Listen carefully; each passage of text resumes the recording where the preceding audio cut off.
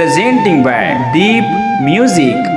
भाव भक्ति ले तोला मनाए वो दाई, भाव भक्ति ले तोला मनाए वो दाई।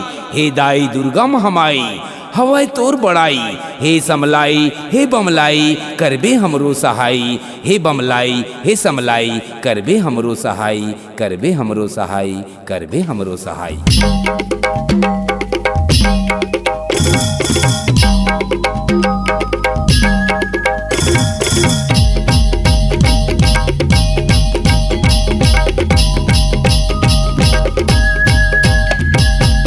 मोर दुआरे मावे वो दाई, गरीब के भाग जागावे वो।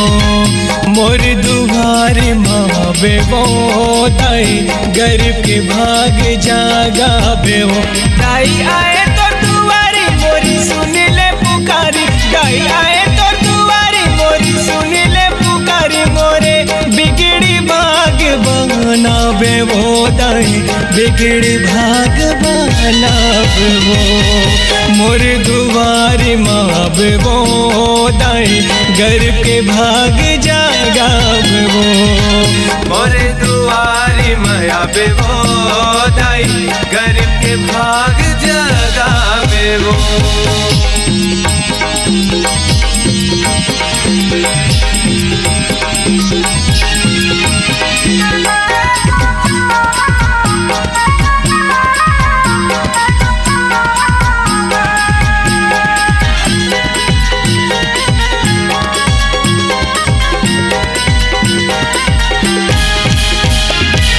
का करने मैं कर मोर दाई, मोर जिंदगी के तही हंसाई। तही हंसाई मैया तही हंसाई, मोर जिंदगी के तही हंसाई।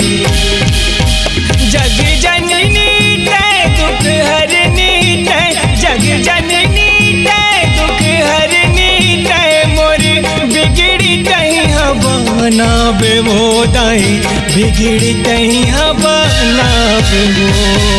मोर दुआरे मावे वो दाई, गरीब के भाग जागावे वो। मोर दुआरे मावे वो दाई, गरीब के भाग जागावे वो।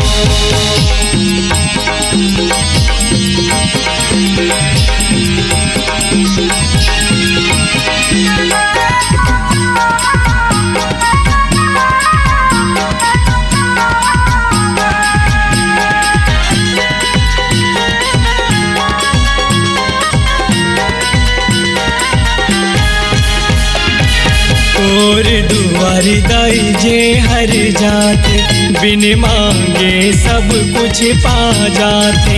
बिन मांगे सब कुछ पा जाते, बिन मांगे सब कुछ पा जाते।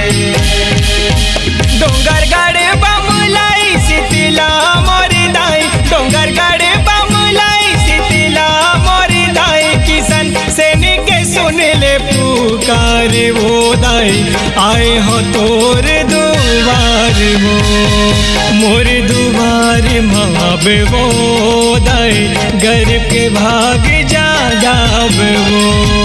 मोर दुआरे मावे वो दाई, गरीब के भाग जागावे वो दाई, गरीब के भाग जागावे वो दाई।